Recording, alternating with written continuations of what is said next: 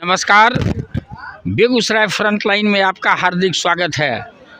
मैं अभी बरौनी तेल शोधक कारखाना के टाउनशिप स्थित यूनियन कार्यालय में उपस्थित हूं, जहां चुनाव की भारी गहमागहमी है।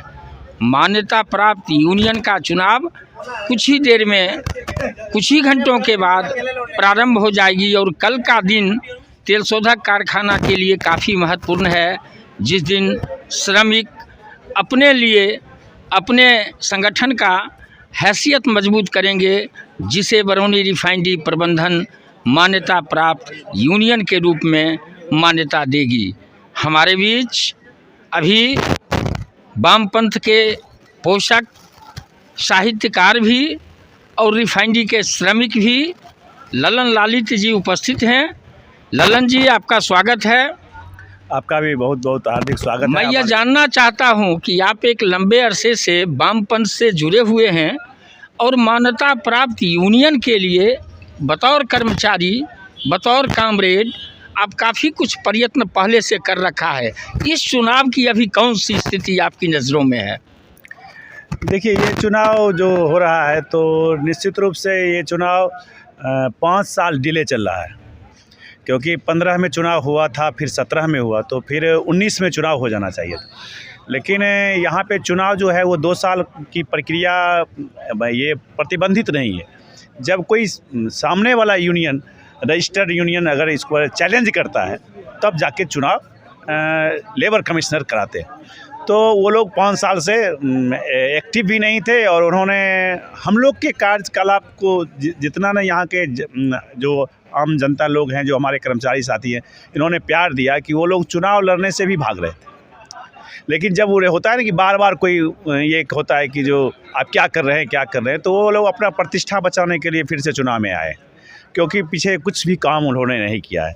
तो हम लोग जो काम किए हैं तो उसका सब रूपरेखा भी सब डाला है कि स्थिति ये है कि आप देखिए कि हमारा 4 पन्ना भरा हुआ है मेरे जो 7 साल के कार्यकाल।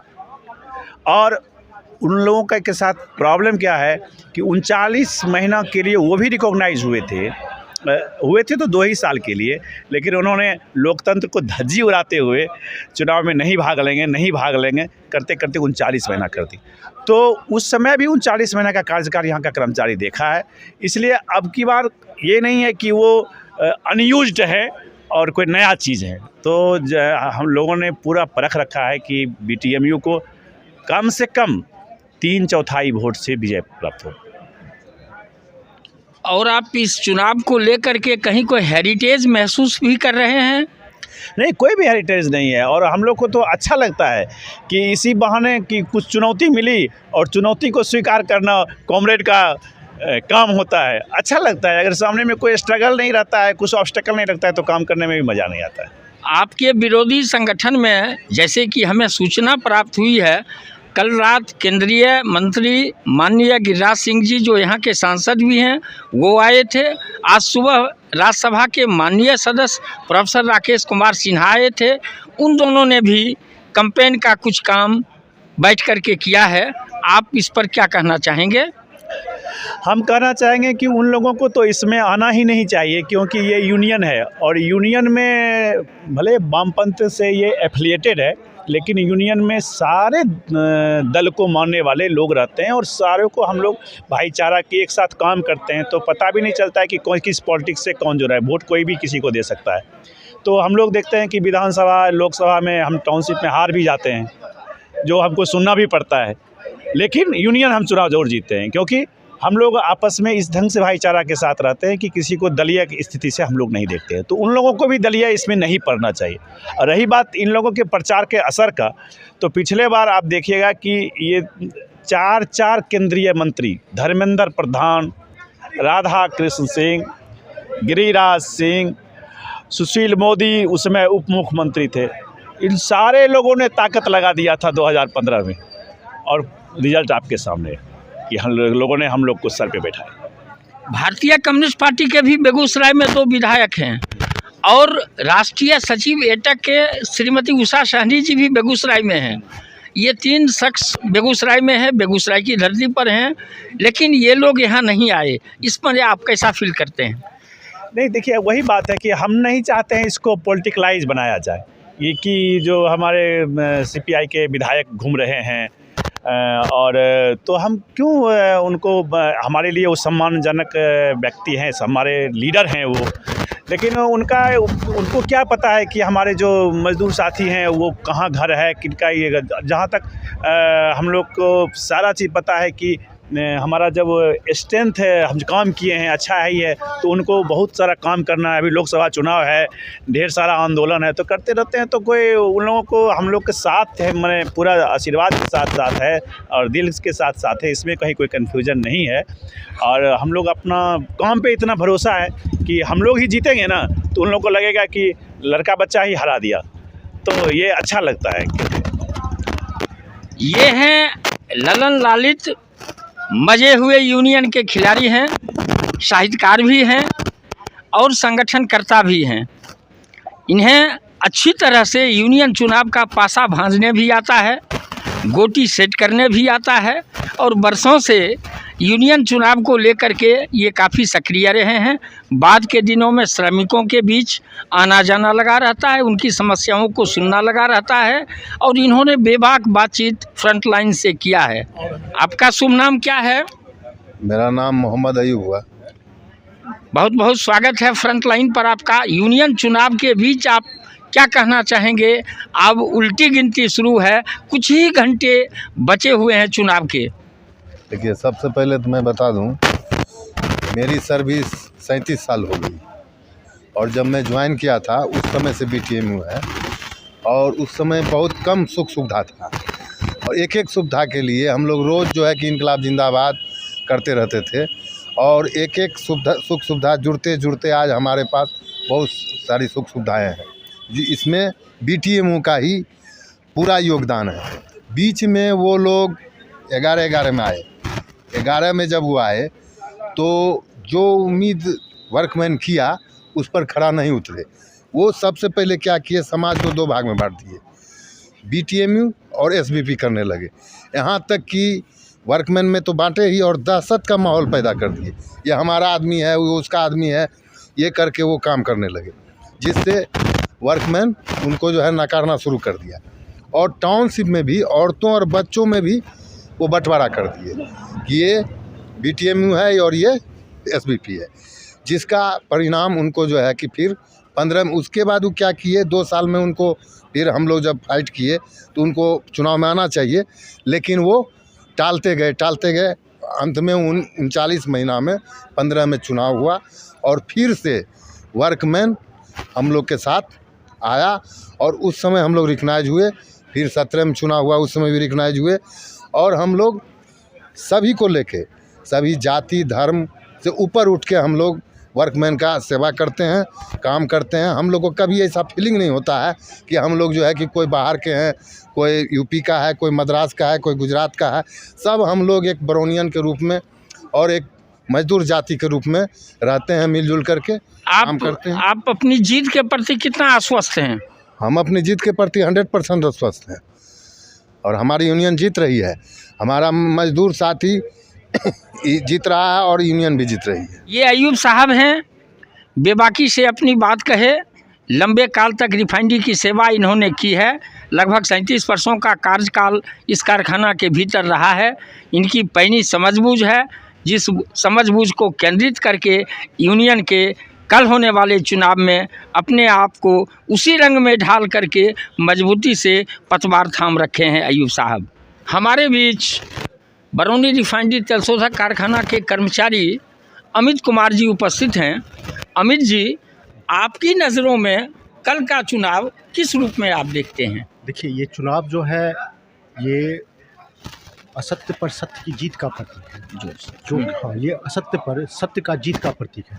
जो अभी हमारे नेता है संजीव भैया, वो जो काम कर रहे हैं उस काम के लिए जो जनता है सब मतलब समर्थन तो कर ही रहा है और उसको मतलब एक मोहर मारने के प्रतीक के रूप में कल का चुनाव, और जिसमें कि हम लोग पूर्णतः बहुमत से जीत रहे हैं, उसमें कहीं कोई संशय है ना, कोई संशय ना कोई भय है। जीती है बीटीएमयू, इस बार भी जीतना तय है, तो हम यही कहना चाहेंगे। आप इस चुनाव को देखते हुए जी। आपको पूर्व के चुनाव का भी अनुभव है और इस चुनाव का अनुभव, कुछ अंतर भी आप महसूस करते हैं? नहीं, लहर जो है सो जो पहले था वही अभी भी है।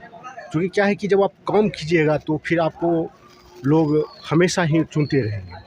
परिवर्तन तभी होता है जब लोग काम नहीं करते हैं, लेकिन चूँकि एक्चुअल में यहाँ काम हो रहा है, इसलिए जैसा लहर 2015 में था, हमारी हालांकि ज्वाइनिंग 2016 में हुई है, तो 2016 के बाद हम लोगों ने कल्याण केंद्र का चुनाव देखा, एक यूनियन का भी चुनाव देखा, तो जो जैसा लहर है इस बार और ज़्यादा लहर है।